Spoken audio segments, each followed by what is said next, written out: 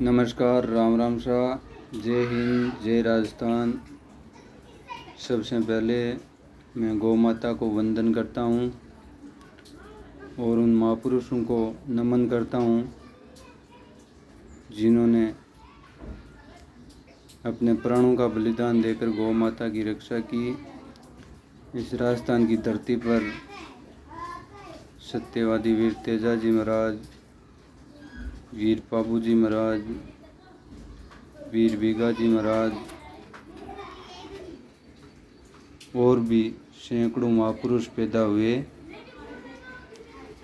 जो गायों की रक्षा के लिए अपने प्राणों का बलिदान दिया। आज उसी राजस्थान की धरती पर गौ माता संकट से कहरा रही है, गाय पर अत्याचार हो रहा है।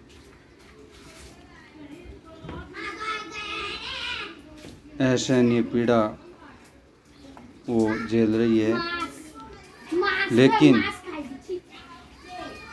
गाय माता की रक्षा के लिए राजस्थान सरकार कुछ नहीं कर रही है।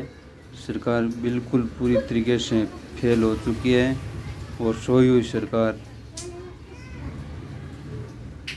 थोते बयान देकर वो पल्ला झाड़ना चाहते हैं, लेकिन साफ जाहिर होता है कि राजस्थान की सीमा पर कुछ समय पहले जो बीमारी छोटे रूप में आई थी वो देखते देखते प्रदेश के कोने में फैल गई। सरकार ने कोई ठोस कदम नहीं उठाया, कोई बीमारी के रोकथाम के लिए कोई निर्णय नहीं लिया, किसी प्रकार का कोई प्रोटोकॉल जारी नहीं किया। तो इससे स्पष्ट जाहिर होता है कि सरकार फेल हो चुकी है और सरकार गरीब गाय के लिए कुछ नहीं कर सकती। सरकार अपनी राजनीति कर रही है और जो इस लंपी बीमारी को फैलने में राजस्थान सरकार तो जिम्मेदार है ही, और उससे भी ज़्यादा जिम्मेदार देश की केंद्र सरकार बीजेपी सरकार है, जिसने सनातन के नाम पर वोटों की राजनीति की। सनातन के नाम पर सनातन का जयकारा लगाकर वोट लिए, लेकिन आज सनातन की रक्षा नहीं कर पा रही है।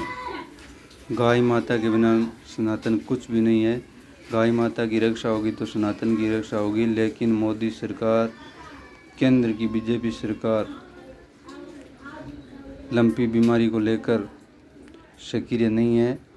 तो इससे स्पष्ट हो रहा है कि गरीब और असहाय वर्ग का समाज सरकार में कोई हितैषी नहीं है। इस लंबी बीमारी से प्रदेश के लाखों किसान और पशुपालक, जिनको पशुधन की हानि हुई है, किस प्रकार एक पशुपालक एक पशु को पालता है, बच्चे की तरह पालता है, कितना दुख होता हुआ होगा उसको, लेकिन सरकार को इसकी कोई परवाह नहीं है। वो बस नारे लगाओ, अपने पक्ष में नारे लगवा रही है और डरा धमका कर जो नारे लगवा रही है।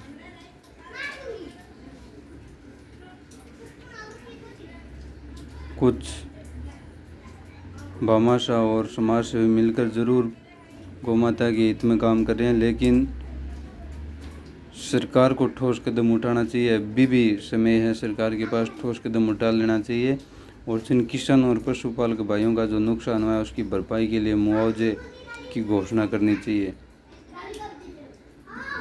कोरोना जो आया था 2 साल पहले, उसमें भी देश प्रदेश के युवाओं ने, नौजवानों ने मिलकर उसका सामना किया था। किस प्रकार कोरोना काल में जो प्रवासी भाई फंसे हुए थे उनको सुरक्षित घर तक पहुंचाना, गरीब परिवारों में राशन पहुंचाना, ऑक्सीजन की पूर्ति करना, गांव डाणियों के लोग थे उनको कोरोना से जागरूक करना। यानी पहले भी कोरोना काल में भी भामाशाह और समाजसेवियों ने मिलकर योगदान दिया था, वही योगदान लंबी बीमारी में देना है।